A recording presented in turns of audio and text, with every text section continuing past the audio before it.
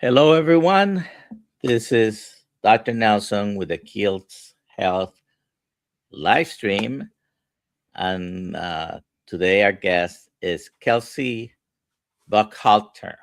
That was not exactly what I was thinking, but Buchalter, can you pronounce it? You're doing good. You're doing good. It's Okay, okay. Buchalter. All righty. So before I start, a couple of things. Thank you for being here. Number one, oh, I'm having power problems. I don't know if you see it. Is it flashing light like a party? Yeah, hold on a second.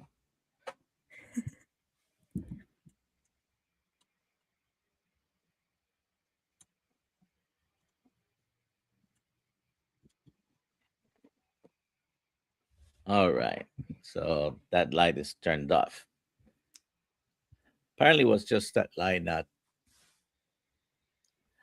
Anyways, thank you for being here. Put in the chat where you're watching from. I'm in Central Florida. Kelsey, where are you? I'm in Cape Town, South Africa, so it's way past my bedtime, which is why I'm Uh, wearing my blue blockers. what time is it over there right now? It's just after 10 o'clock at night. Okay. Well, thank you for being with us. It's an honor. Certainly. And we'll have a little conversation here, and hopefully you can then go to sleep. And that period between 10 and 2 a.m. it's very important, right? We can talk about that a little bit. Yeah. So a couple of housekeeping things. Today at 5:30 in the Kills Mighty Tribe community, we're gonna have a Zoom call meeting, and later at 7 p.m., we're going to have another Zoom call within the Kills Mighty Tribe with the group that is doing the Lion Diet for the month of November. Okay. And so Kelsey is a Nutrition Network practitioner and advisor, host of the Human Theater podcast, TEDx speaker, Sankofa peer recovery coach, metabolic and lifestyle health coach, and a singer, songwriter, and actor. Um, that's quite a lot of things, right? Uh, so we're gonna be talking about your carnivore journey and the things that you do throughout the hour. If you have any questions, please put them in the chat. And if you put QQQ, it's easier for me to pick them up. Um, let's see. All right. So I had the fortune of meeting you at Hack Your Health in Tampa. So how did you like Florida? By the way, I live in Florida. Yeah, it was amazing. It was amazing. I cannot wait to be back. Hopefully, I'll be back very, very soon. I was just blown away that it was so hot. And it was meant to be a quote unquote winter. Like I thought, an African girl, like I'll be fine. I was humbled a little bit by the heat there. It's each hot region is a little bit of a different kind of heat, I guess. Yeah. Yeah. Yeah. Uh, No, but it was also so beautiful. And yeah, it kind of felt like a little, very similar to Cape Town in its own way. So I kind of felt like I was somewhat home away from home. But yeah, no, it was beautiful. I loved it. all right. So, did you visit any other place besides going to the convention? No, we were just there for the conference, but we did spend yeah, about a week there. So by foot, we did as much as we could. We didn't venture out too far. All righty. So I do have a little bit more information you had provided. I'm going to read this. After navigating her way through a lifelong struggle of severe anorexia, bulimia, and anxiety, she has become passionately outspoken about diet and lifestyle interventions in the treatment and prevention of chronic disease. Her biggest inspiration is the body's innate ability to heal itself when put in the right environment to do so. And in this regard, she is on a mission to empower individuals to know that they are not broken and help them become their own health advocates. How important do you think that is? Once we Uh, get the knowledge that that's the most important thing, perhaps, when we're dealing with if we have any chronic diseases. mm, I think it's foundational. Of course, knowledge is power, but knowledge is only really powerful if you can implement it. There's a saying like, if knowledge were everything, then librarians would be the wealthiest people on the planet, and that's not necessarily the case. So knowledge is one thing, but actually putting it into practice is another thing, and that's kind of a beautiful spiritual journey in and of itself, to take that knowledge and implement it into your life. All right. So, why don't you go ahead and tell us about yourself and your experiences and your healing story from the anorexia, bulimia, eating disorder to now? Yeah. Again, thank you so much for having me on. It's an absolute honor, and it was even more so an honor to meet you in person. So I'm 29. I live in Cape Town, South Africa. And as you've already said, I'm a nutrition network practitioner, peer recovery coach, singer-songwriter, actor, TEDx speaker, and host of the Human Theater podcast. But ultimately, I'm just a human. And I kind of have to pinch myself, because a few years ago, and when I look back at, when I was a child, there is no ways on earth that I could ever imagine myself, speaking to someone on the opposite side of the world and being somewhat grounded in my own feet, essentially, and having the confidence enough to even speak what I'm thinking. So backtrack to when I was a young girl, I just only ever knew myself as being a really, really anxious kid, to the point where my parents were advised to delay my start of nursery school by 6 months, because I just had so much anxiety. I was the shyest little girl. So shy that I would be sitting in class and I would need to go use the bathroom, but I would be too scared to ask the teacher if I could go, and too scared to ask the teacher to open the window if it was too hot. I would have to ask a friend to ask the teacher to either open the window or put the aircon on or whatever it was. I was a very, very shy and insecure kid. And I started ballet when I was 3. And being given that I was such an anxious and insecure girl, I was very sensitive and probably hypersensitive and hyper attuned to how others were perceiving me and how other people, just very sensitive to what they were reacting to, I suppose, me in the world, how they were reacting to me. So I kind of, starting ballet at 3, I was also very body aware. Comparing yourself as a girl is quite common, but even more so when you've got anxiety and you're already insecure in your body, and perfect breeding grounds for an eating disorder to slowly make its way quite deeply in my neurology. But yeah, as a kid, as I've already mentioned, I was just a highly anxious person. I also, primary school was quite hard for me. I went to a very, very small primary school, and there were 9 girls, including myself, and girls can be mean. And I was bullied in school, and it was really hard in primary school. And I have 2 brothers, so I was always naturally kind of like a sporty kid as well, up and above. Everyone knew me for my music, so up and above the music, I also had an amazing outlet with sports, and I just naturally got on a lot better with the guys. So I'm grateful for that, to kind of have gotten me through primary school, specifically music. It was very much my emotional outlet. But anyway, what I'm trying to paint the picture here is that I had a really, it was very difficult, not only in my head with the anxiety and my body insecurities, but also externally as well, especially through primary school. Things definitely changed for the better when I went into middle school and high school, because there were a lot more kids around me and I made new friends, and it was just really, really awesome. All the while slowly, having ups and downs with my own mental health. But things really hit the fan after I left school, and it became apparent to me that a whole world awaited for me. And I sort of crumbled very hard with the anorexia, to the point where it was like a medical crisis for quite a long time, and I was in and out of hospitals.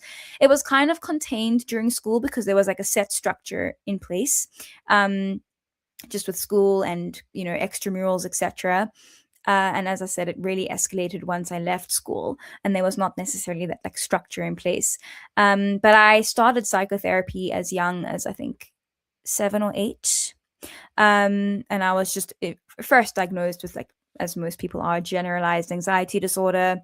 And then, yeah, I don't know how much more detail you want me to go into, but it was in fact, I was actually put on antidepressants for the first time when I was 15. And it was around that time where I began to binge and eventually found out how to purge. So that was just a very interesting connection I've made, because I have been on antidepressants, and I I can get on a soapbox about them, but I'm not going to do so. I'm going to keep it quite PG, but they were not very helpful for me. In fact, I actually landed up gaining about 15 kilograms at one point in a very, very short period of time, which for anyone, regardless if they have an eating disorder or not, is quite a drastic amount of weight to gain in a very, very short period of time. And it was very unsettling. And yeah, I decided then and there to wean myself off of medications, which I obviously, you need to have a doctor to do that with. You can't just do it yourself, even though I kind of did. I do not recommend that. I was bedridden for nearly 2 weeks. I had to take anti-nausea medication that they give chemotherapy patients, because I was so nauseous and just unable to move and keep my eyes open. So that was a very awful experience. But yeah, that's a tangent. um, yeah, I in the midst of another relapse in 2018, I actually went to a nutritionist slash health coach, and I had like a 3-hour session with her. We didn't even speak about food. And right at the end of the session, she said, "Okay, Kelsey, for the next 10 days, you're just going to be eating red meat and eggs and water." And that's what I did in 2018. And I've never been able to look back ever since. Very good. Now, so I do have some pictures here you shared with me. And so, how old were you here? I was 20, I want to say 23, I think. That was, oh, I can't do math right now at this time of the night. All I think right. in my 20s. I mean, yeah, in my So 20s. this was before that 2018. Yes. Yeah, Uh, that was actually, that was February 2018. Yeah, that was okay. February 20. That was my last hospital admission. So you're gonna have a you're gonna be 7 years carnivore Yeah, this I year. am. Yeah, yeah. Well, Okay. no, so 8 technically, because we're in 2026. Correct. Sorry, 8. So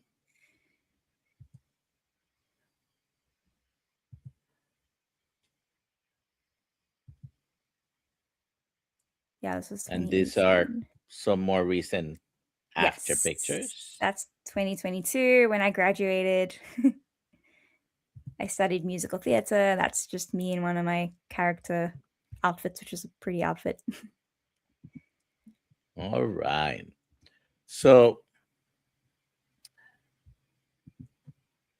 sometimes in our mind we create a story from what we think other people are thinking about you. And you mentioned that you were very concerned about what others thought about you. The reality is, most people don't have that kind of an impact on everybody else around it. They're not constantly thinking about you, although you, uh, and it happens to all of us to a certain degree, that we're thinking, oh, what are they thinking about me? If I do this, and what if I do that? Hmm. Once you went carnivore, though, this happens to all of us as well.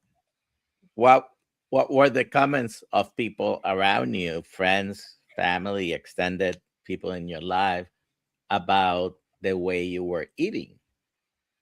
Whew. This is a rough word. This is a rough. It's a really good question though, because it's very. I think it's golden things for people who are on this journey to be hearing the real life experience of it all. Because I was met with a lot of this is they were. I mean, my parents, everyone near to me was like, "This is just another eating disorder." They're like, "What are you doing? This is an eating disorder. You can't do this." I even met with Professor Tim Noakes for tea to ask him, like, "Are you sure that this is okay? That I can do this in my state?" And he's like, "Yes, this is the best diet for you to be doing." Um, but yeah, I was met with a lot of uh, criticism. Um, but I was very impressed. I was very impressionable and I was very vulnerable to other people's comments. So it was really rough in the beginning. Um, I was so excited to share because I had an endocrinologist at the time who had kind of seen me through all of this, and I was really excited to go and tell her and inform her about the carnivore diet and what I was doing because I was feeling so much better. And the proof was kind of in the pudding as well. So I went to my appointment with her and I was so excited and I told her exactly what I'm eating and this is how I'm feeling. And she just said to me, "Oh, Kelsey, this is like what we would feed the kids in the Red Cross Children's Hospital to fatten them up." Now, of course, she didn't mean anything malicious when she said that, but to the eating disorder brain, that was a huge knock to a sensitive soul. And that triggered on quite a lot of anxiety. I wouldn't call it a relapse per se. I was still carnivore, but I very much restricted my food for quite a while. And this was just before lockdown. And in fact, lockdown was kind of a blessing in disguise for me because that's when I found podcasts and that's when I got to meet and, well, not meet. It's when I got to hear and educate myself actually for the first time why I felt so good with carnivore. And I was listening to all the doctors, all the Sean Bakers, the Amber Hearns, the Judy Chos, Paul Saladino before he even went animal based, and just, I mean, eventually the Dr. Kiltzes of the world. So I I mean, going back to your initial comments about knowledge is power, that was a powerful moment in my journey because I eventually reached a point where, having listened to conversations of researchers and medical doctors who are all genuinely there to try and help people and to try and make them healthy, it kind of, because healthy is a very triggering word for an eating disorder, specifically anorexia, because healthy means getting fat in a very, limbic sort of reptilian brain nervous system on like that type of a level. But I kind of, by listening to all of these podcasts and just like literally soaking them up and educating myself and empowering myself with this knowledge, I reached a point where healthy became something that I was no longer a trigger and something that I aspired towards. And that is when I had like that moment of like, okay, I'm going to go to the shop now and I'm going to buy all the fatty red meat that already in the beginning I could feel was what my body loved and needed. So that was kind of like a beautiful turning point in my journey. And it was from there when I started to find these podcasts. I mean, it's probably subconsciously and consciously one of the biggest reasons why I started my own is to help spread the word, because they were so helpful for me. And then after I graduated studying musical theater, I went into all of Nutrition Network's training to eventually become a certified practitioner with them. I found Network a couple of years ago, and it's been very helpful. I've taken a bunch of their courses.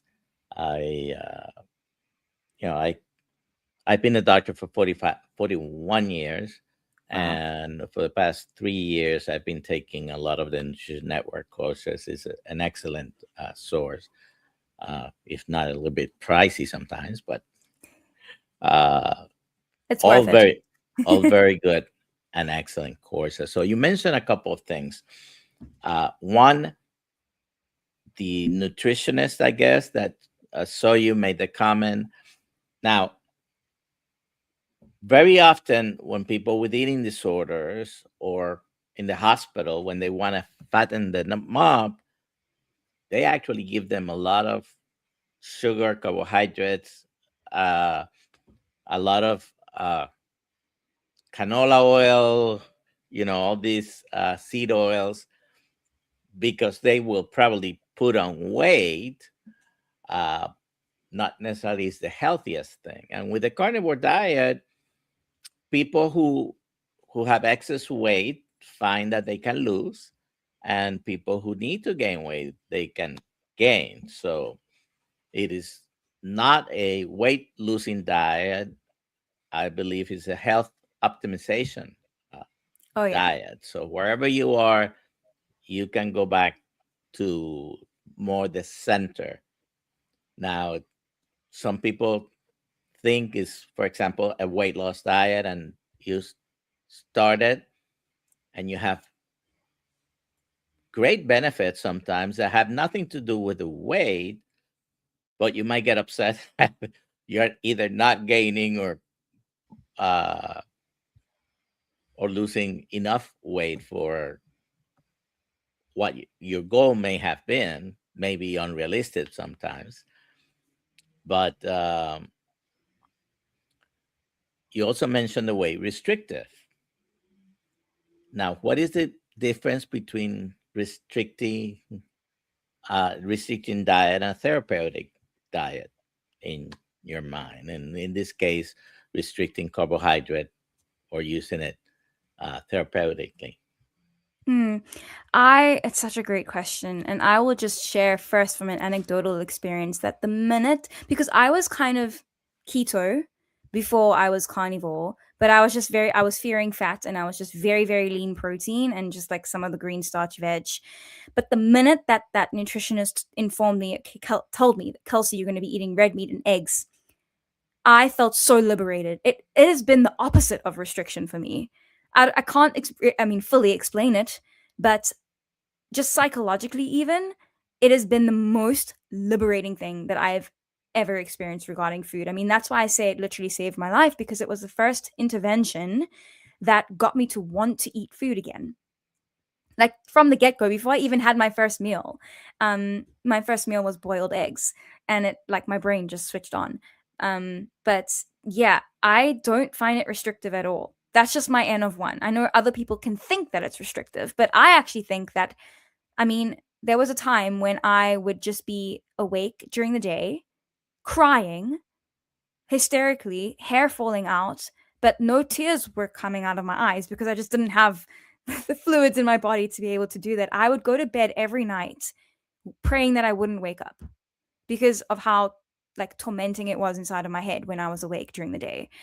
And I wasn't able to string sentences together. I wasn't able to concentrate. I wasn't able to speak. I was literally just, as I said, like crying in hysteria every day in a point in my life when I was really, really bad. And I found that life to be restrictive as opposed to now where I often just go on tangents like all the time. Like my head is so full of things that I want to say. I have to reel myself in. Like I do not find this restrictive. But yeah, I think once someone once you understand the science of therapeutic carbohydrate restriction, and really as it is as simple as, you know, a species appropriate diet, that's all I'm gonna like, that's how I word it. Because as you said, like it's a health optimization diet. I mean, if you take your pet to a vet, one of the first questions the vet asks you is, what has your pet been eating? You know, like a food is like one of the lowest hanging fruit that you can, a lever to pull for health optimization. So, um, going back to your question, I don't find it restrictive because, I mean, the majority of the processed foods out there are not actually, I don't actually view them as food because they're so processed. I view real whole foods as food. And when you zoom out and look at it through an ancestral lens, you know, depending on where your location is and where your, what season it is, like, you know, eating the foods that would naturally be there in that season and in that location is kind of like just a simple rule of like what we should be eating. And most of the time, there is always going to be animal food. So a species specific appropriate diet, Mm.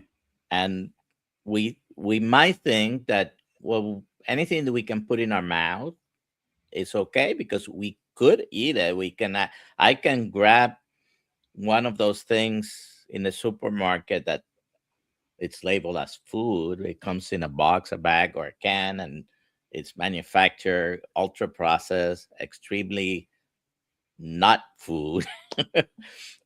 And I might think I'm eating a species specific diet, uh, but it is not. Now, you said initially you were high protein, still avoiding a fat, and then at some point you switch. When you went to a higher fat carnivore diet, you what difference did it make? Oh, so much. I came to life again. I literally came to life. My brain, I could just feel literally. I had energy. My hair started to grow back. Um, Words came into my brain. I was happy. I was smiling. I was laughing.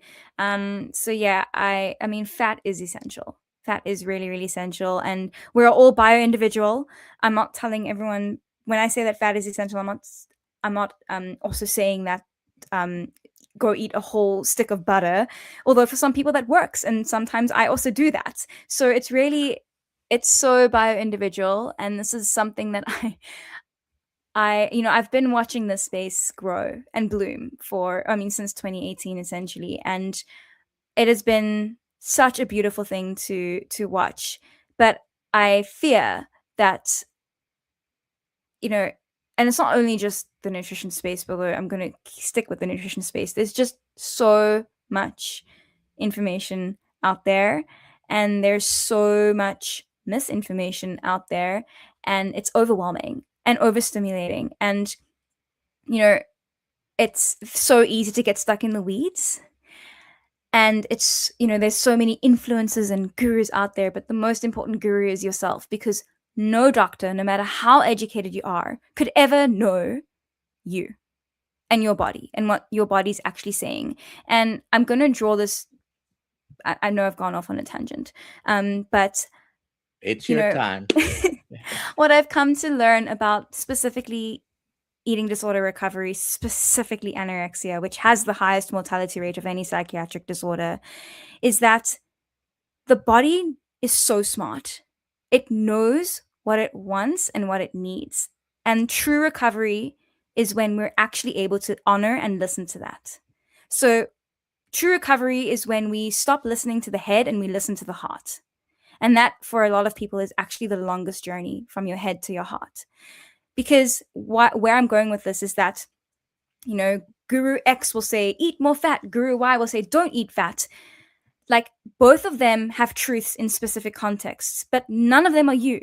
And no one knows, the only person that will know exactly what you need is your body. And all we have to do is just listen to that. Now, it's often hard to do that, but it is a journey. And I will give it a succinct example here is that for a long time, I was just lean protein, and I knew that my body was craving fat. Like, that was all I was craving all day long was fatty meat. I still crave it. I mean, I'm clearly someone who my body just needs a lot of fat, because if I go for too long with just too lean protein, I'm a mental health disaster. Like, I'm just, so much anxiety comes back, and that's just a end of one, anecdote right now for where I'm at in my life and my age, etc. I just need a lot of fat, and yeah. So that being said, in the beginning, when I was first listening to podcasts, as I've already mentioned, I'm quite an impressionable person.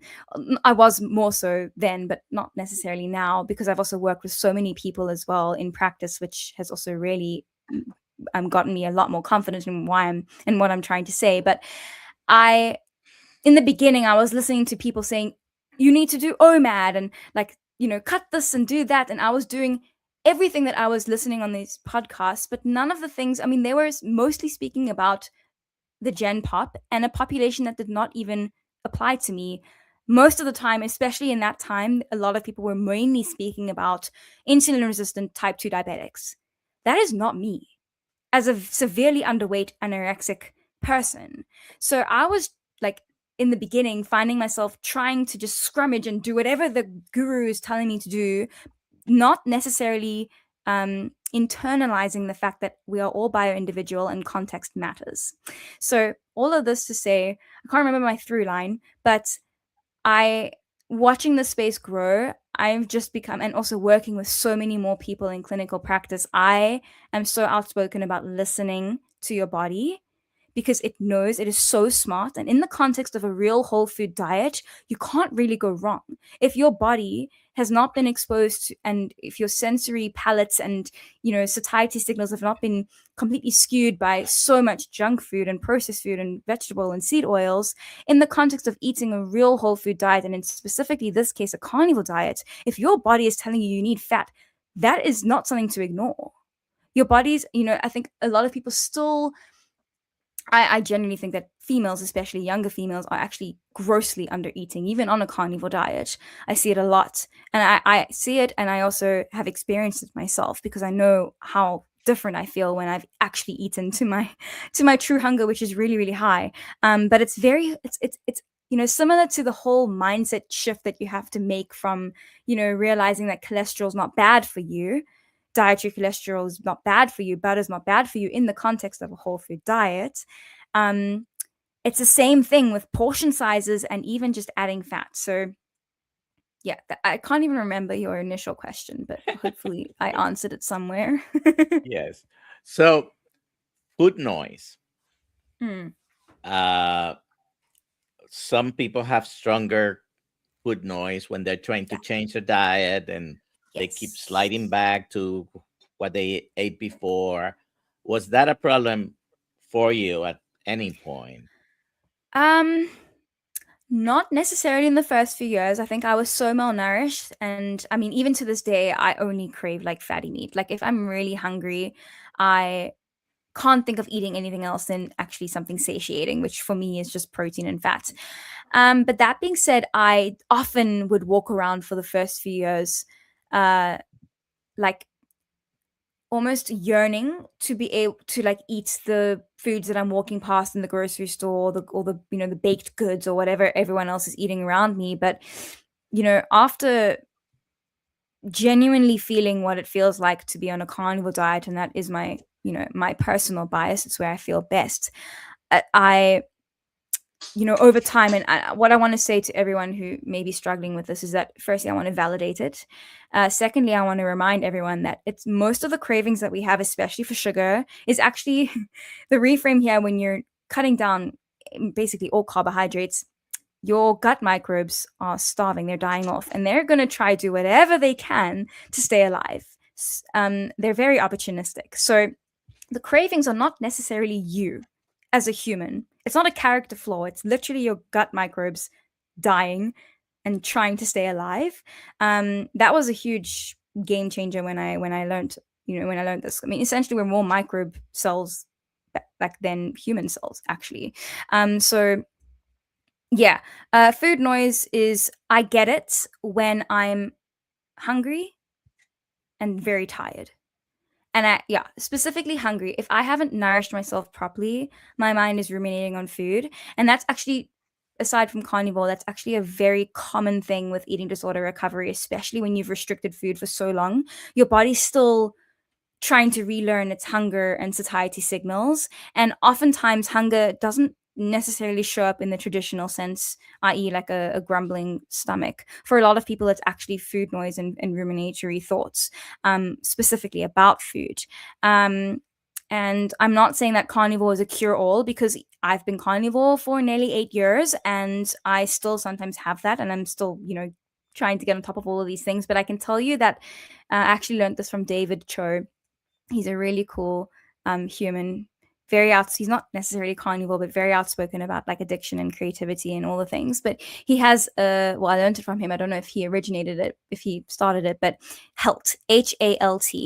If you're hungry, angry, lonely, or tired, those are like 4 of like the root triggers for addiction and potential relapses. So all of that to say, like, I have found that if I am listening to my body and nourishing it adequately, then the ruminatory thoughts, the food noise kind of is not really present. But yeah, you kind of have to push through the first little bit. You have to be patient, because it takes a while for those gut microbes to fully die off and your palate will completely change. So, how many times a day do you eat? I used to do OMAD for so long. I Okay. gained weight. I gained all of my weight OMAD. So just for those who think that, because I say this because there was a very long time, and that's why I stuck with OMAD, where I was fearful of eating more. I kind of got stuck in that OMAD cycle and it didn't serve me any longer. So now I eat 3 times a day and I listen to my body. Very good. And when you have a higher fat meal, does it satiate you Yeah. to the point, Yeah. okay, I'm good for a few hours now? Oh, yeah. Yeah. Very much so. Very much so. We have a few questions here. So let me, uh, Terry, what was it like those first 10 days of eating red meat only when your therapist, nutritionist, whoever it was, told you, okay, this is what you're going to Yeah. eat now? I mean, very much like today. It's like exciting. I loved it so much. It was really amazing. Yeah. And I didn't have crazy gut symptoms. I think also I may be an anomaly to a lot of people listening here in that I kind of started at the opposite end of the spectrum. I was so malnourished that any food was, I had energy again. So gut issues kind of came on a little bit afterwards. But yeah, I literally from the get-go, like I had energy, I was excited, I was just happy to be able to, like, just to be wanting and being able to eat, because that was oh, very, very hard for me. Yeah. all right, faith focused food freedom. Uh, what was it like for you to start being vulnerable with sharing your previous eating disorder to others? That's a really good question.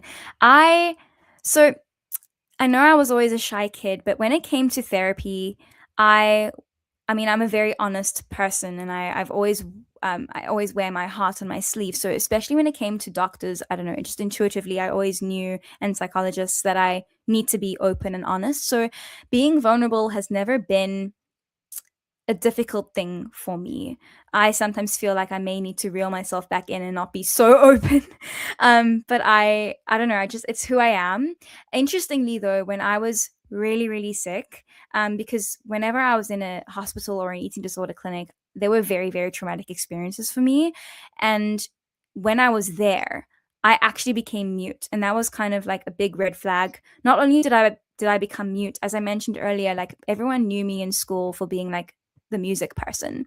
And I stopped listening. I couldn't play, I couldn't sing, nothing to do with music for many years. And that was, again, like quite a red flag for me that something wasn't really right. But yeah, I've never really struggled with being vulnerable. I'm very, very vulnerable. And I just kind of, I'm not doing it intentionally. I just know how I would feel um, if I heard someone speak like this. So I kind of am speaking to myself in a way too. All right.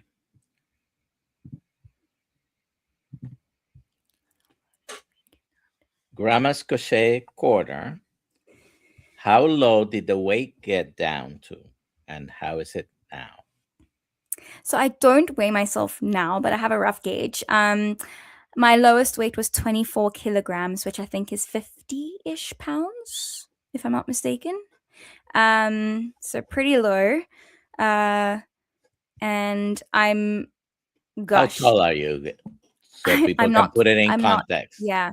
I'm 157 centimeters, which I think is 5'1". So I'm not tall. And my weight But now still, is, 50 pounds is, 50, yeah, 52, 53, whatever it is. It's yeah, it's very not, low, yeah. even for a 5 foot person. So Yeah, no, for sure. And it's definitely well into the 50 kilograms now. I think, like, I don't know. I would 110. guesstimate. Yeah, roughly. Yeah. Okay. And I think I know the answer, but why don't you weight yourself anymore? Yeah. Well, fortunately, I've never been one to weigh myself because I've never like it's always been such a anxiety trigger for me. So I never even wanted to get myself on a scale, even when I was low, because just knowing it was very, very anxiety provoking for me. So fortunately, I've never had that. And also, whenever you're in a clinic, you're not allowed to know your weight. Well, Yeah, it could be for many people, it could be very triggering because then you yeah, start obsessing over that number, exactly. Yeah, whether yeah, it's yeah, right, high, or low. yeah, Obsessing over yeah. it is not a good thing. Yeah. Yeah. But for anyone who's struggling with the weight and the scale, the biggest game changer for me was realizing that the scale cannot decipher between your bone mass, your muscle mass, your organ mass, your fluid. I mean, just fluid fluctuations within a day can be up to 5 kilograms for some people. So the scale is it's kind of like a means to an end. You're barking up the wrong tree. It's kind of like, it's the same as focusing on your total cholesterol number without actually knowing the breakdown of your LDL to HDL to trigs. So, And the and context, the whole context of all that. exactly. Or like looking at your thyroid levels and only looking at TSH without looking at your T4, your T3, your reverse T3, etc. So I've cut ties with the scale many, many years ago. I mean, I still have, thoughts and struggles like most of us do, but like, oh, that was just such a game changer to let it go. And I mean, now I've also become so I've prioritized building a lot of muscle mass. Like my goal for 2026 is to get strong AF. So because of course muscle is our organ of longevity, and especially with my background, I have low bone mineral density. So I'm really taking that seriously. And it's like, it's so weird to be saying right now, because I mean, even a year ago I wouldn't be saying this, that like I'm actually wanting to like gain mass because it's so healthy And in that context. you can do that Muscle. without having to weigh yourself and go for any Exactly, specific exactly. testing, Oh because yeah, yeah. you will see it in your body. If And you'll feel uh, it. so, do you have an exercise routine? I do. I do. At the moment, I'm strength training 4 days a week, and then I walk. Yeah, I All used to right. be a cray hits sort of like person, absolute cardio bunny, um, and that really ruined me. And I'm so grateful that I'm where I am now, because oh my gosh, I can't believe what I used to put my body through. Yeah, movement, exercise, if you want to call it that, but movement is very, very important. But sometimes, Yeah. just like eating is important, sometimes you can overdo it. Oh yeah. Sometimes you can do it to excess, and that's not good either. Now, this question here, I just because I've seen Chris around for a long time, I know it's sort of a rhetorical question, or uh, would carbs and processed foods, cereals, bread, snacks, etc., be considered an eating disorder? What do you think? It's a good question. I do just want to say that it is not yet defined what actually like healthy eating is. Because every country, every culture, everyone has a different definition of what healthy eating is. Uh, would those be considered an eating disorder? Well, if someone, in my opinion, I think the intention is where it's at, because it really, yeah, it falls back on what your intention is. Are you eating or not eating these things out of fear? If so, I would consider that, disordered eating at least. But if you're just eating them without any fear, then I wouldn't say that that's technically an eating disorder. However, if I'm reading a little bit another way of your question, reading it differently, Is it a I, proper diet? yeah, well, technically it's not really, well, I suppose one could argue if it's like traditionally, ancestrally made, like sourdough. I don't know. Uh, and I suppose snacks could be. I'm be getting very, very technical here, but like snacks. I mean, you could get a snack which is just some meat, like. But I think I know what you mean. It's I think the key is the processed foods. yeah, yeah. No, I In his understand. I question, understand. Yeah. I mean, technically, if someone is unable to not eat them, I would flag that, because you know, people who say they can't live without their chocolate or their bread, I'm like, okay, this is your gut microbes speaking. Secondly, yeah, I mean, technically, I mean, we know that, for example, sugar addiction is a known addiction. So, yeah, technically, if someone is literally unable to give up sugar, I would flag that as an addiction and possibly an eating disorder too, a la the work of Bitten Johnson. So you probably are aware uh, that koalas eat mostly or only exclusively what? You know? The isn't it eucalyptus Yes, leaves? the leaves.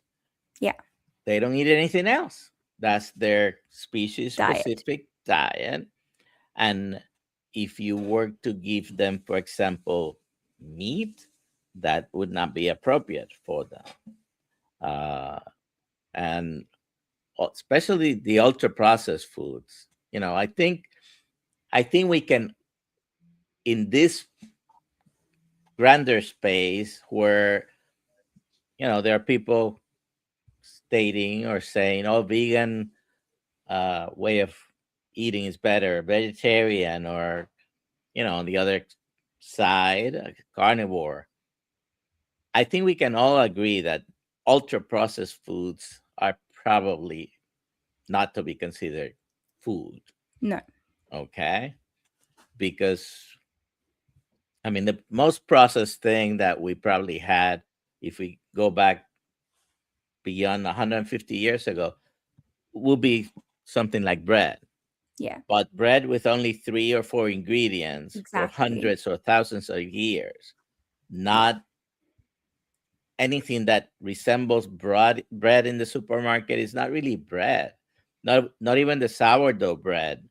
It's real sourdough bread. Not And even I'm the not. fruit and vegetables are the same. Well, that's another argument because Yeah. some people, well, it's still an apple. Well, it is a genetically modified apple that now tastes 10 times sweeter than what it used to even 50 years ago. Uh, Anyways, let's see the next question. What does your daily diet consist of concerning amounts and timing? Yeah, so I optimize my circadian rhythm. So I do like to keep my timing of meals, relatively at the same time every day. I have a big So you breakfast. don't I eat kind at of nighttime? No, no, no, no. Okay. I kind of front load my calories. So I I know I've experimented a lot over the last nearly 8 years, and what works best for me is if I cut off my eating quite a few hours before bed. Given my history with anorexia and bulimia, I still, my gut is princess gut. So I do still struggle, similar to people with Ozempic, with some, slow transit issues. So I do have to caution. I can't really eat a massive meal right before bed because my food does take quite a lot longer to digest. So yeah, I front load most of my calories. So I have a big. I kind of make breakfast my biggest ish meal of the day. Also through a Okay. circadian standpoint as well. Also, I'm really hungry in the morning. So I used to have my OMAD right at the end of the day, and that was just a cortisol disaster. So yeah, I eat breakfast, I have a lunch, and then I have a dinner. Sometimes, although most of the time now, it's 3 meals a day, especially because I've been doing a lot of weight training. So I'm also a lot more hungry and I want to build my muscle. So yeah, in terms of amounts, it does vary, but I will tell you that I eat a minimum of a kilogram of meat a day and fatty meat. I love fat. So that's So that's a 2.2 minimum. pounds. Yeah, minimum. And I often go over that. So, yeah, I have a big appetite. Like anyone who knows me knows that I eat a lot. And that's a So, lot. yeah. I just ate about a pound of meat. Had some tenderloin, a little bit of flat iron steak before I sat down on the computer here. And usually that does it for me. About a pound, could be Mm, pound and a half. And I only eat once a day most of the time. Sometimes if I eat very early in the morning, then I can have because I have a little bit of gastroparesis. Uh, so I can't have a big lunch at 12 mm, mm, mm. and anything before 6 p.m. I'm still full. And Yeah, probably if I eat at 12, I just can't eat again before going to bed. yeah. Um, so, what is the biggest misconception about using carnivore for eating disorders? Whew. Misconception is that, oh my gosh, there's so many. Well, firstly, that it is an eating disorder. That is definitely a misconception because, I mean, you could be eating any diets, and it really depends on your intention of eating that diet that will make the difference whether it's an eating disorder or not. So, I, yeah, that's the first thing. The second misconception, similar, I mean, not only to eating disorders, that like in conventional eating disorder recovery, they say that there should be no fear food, which I totally understand because technically that is kind of the disorder. Like you shouldn't really have fear food. But that being said, they also think that well, not only the eating disorder space, but like in general, people think that you need carbohydrates, and we know that they're not essential. Even though they can be, depending on your metabolic health, they can totally be a tool used that can help you. But yeah, I would say the biggest misconception is that the carnivore diet is an eating disorder. I would argue that, I mean, if we could interview some of our hunter-gatherer ancestors, they would argue, going back to Chris's question, that yeah, technically our standard American diet of today is actually an eating disorder because there is no ways that we would have access to apples all year round. And even the vegetables that we have now, like you can't find broccoli or kale in the savannas in Africa. I don't know.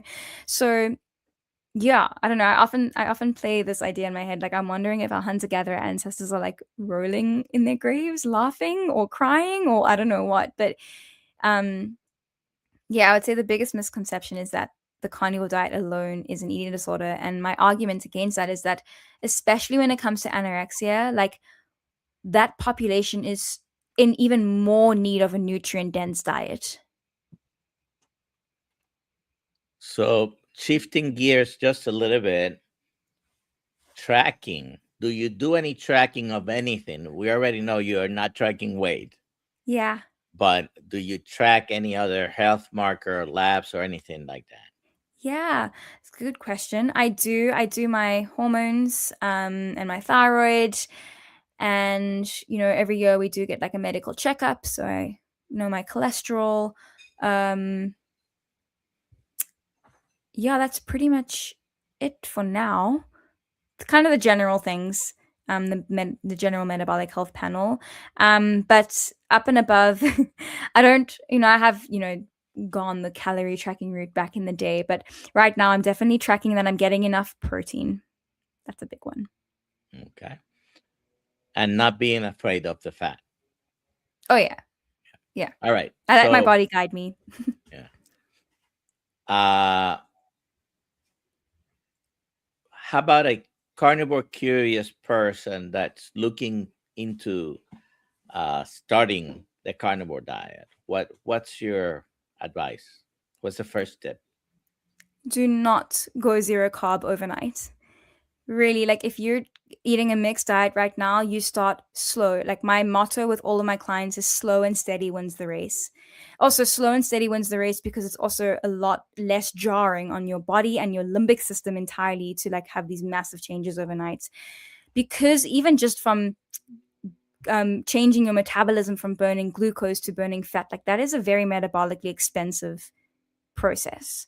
Um, and a transition. So I would say you literally start slow. Like maybe it's, if you're drinking soda, maybe it's just you start with not having soda and just having sparkling water with some lemon if you want, for example. And then maybe after that you slowly take one meal every day, and that's when you don't have any carbohydrates, and you like literally go that slow.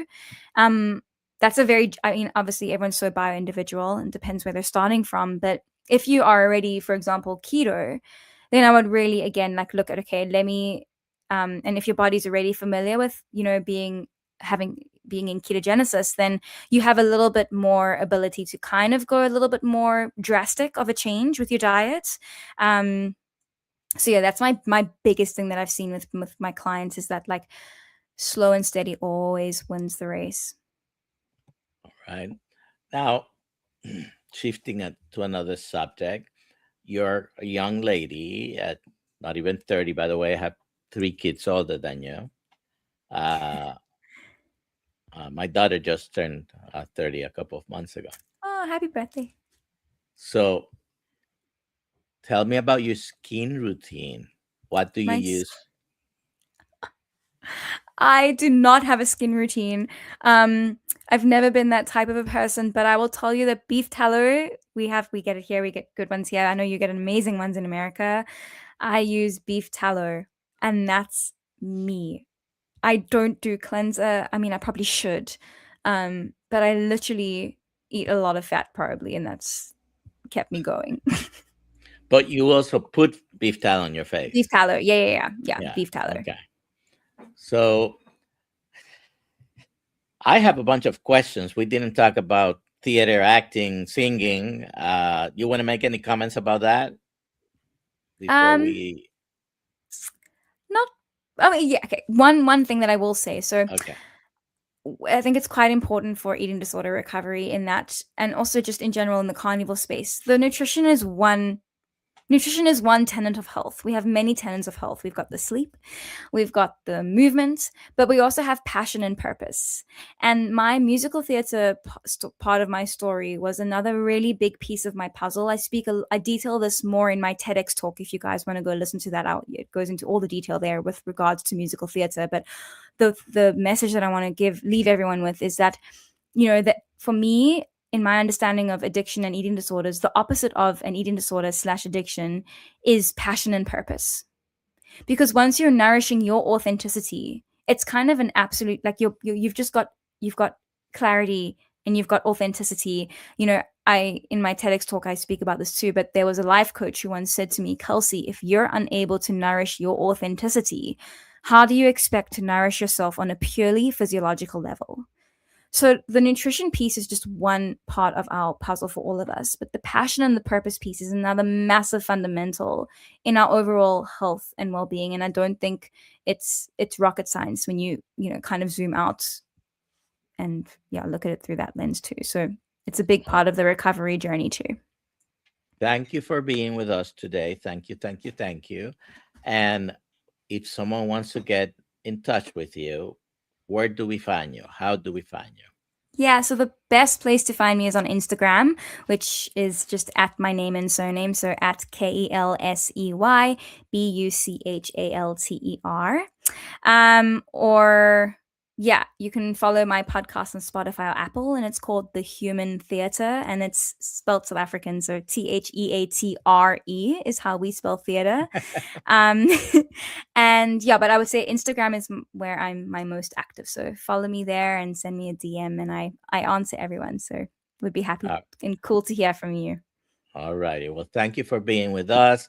Those in the Kills Mighty Tribe, remember 5:30 Zoom meeting, and 7 because then we are going to be with Amy and her line group for the month of January. Thank you, Kelsey, for being with us. And I will see you, if not in the Zoom calls this afternoon, then tomorrow morning at 6 a.m. We're here every morning as well. Have a great day and eat meat.